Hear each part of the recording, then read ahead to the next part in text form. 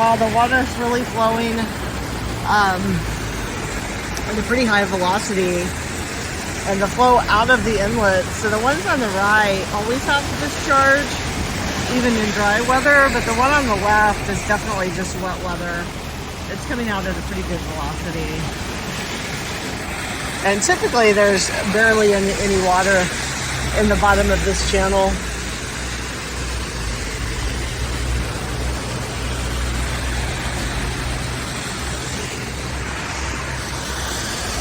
And not only is it a concrete lined channel, but it's the Los Angeles River, which you really never know just by looking at this like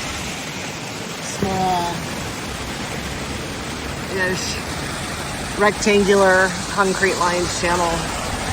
Pretty cool. It's always fun to see the power of the rain.